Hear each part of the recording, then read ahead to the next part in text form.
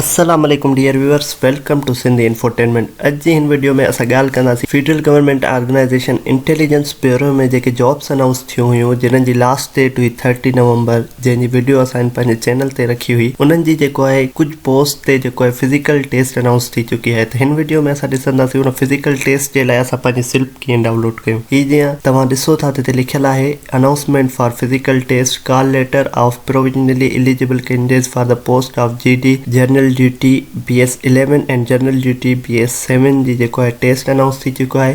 इन जे टेस्ट जे लाइ लिखियलु आहे they are advise to log in to download their call letters. त लॉग इन किथे करिणो आहे, कॉल लेटर्स कीअं डाउनलोड करणा आहिनि, त हिन वीडियो जे ज़रिए ॾिसंदासीं। सभिनी खां पहिरियां तव्हां ब्राउज़र ते वञी URL लिखंदव, जेको URL आहे leaone.gov.pk।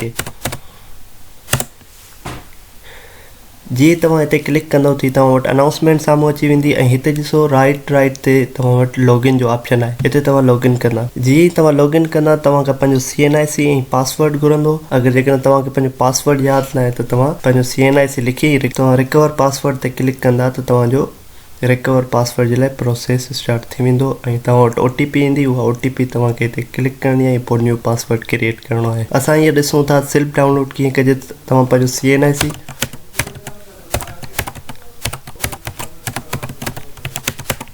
पासवर्ड CNIC लिखी हिते रिकेप्चा ते क्लिक कंदा।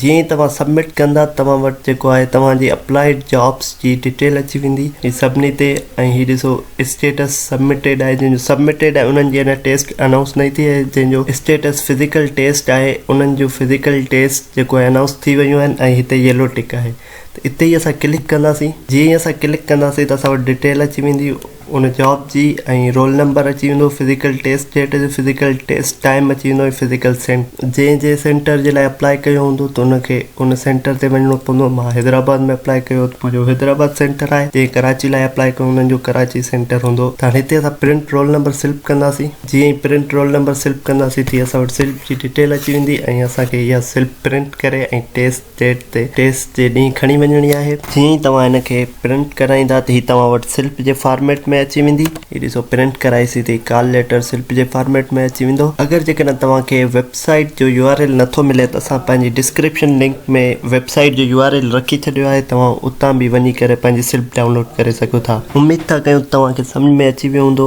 इंटेलिजेंस ब्यूरो जी जेके फिजिकल टेस्ट अनाउंस थियूं आहिनि उन्हनि जी स्लिप कीअं डाउनलोड कजे। मज़ीद job related, admissions related, scholarship related videos जे लाइ असांजे चैनल सिंधी इंफोटेनमेंट खे लाइक कयो ऐं सब्सक्राइब कयो त जीअं असांजी हर वीडियो अव्हां ताईं पहुची सघे। अल्लाह हाफ़िज़।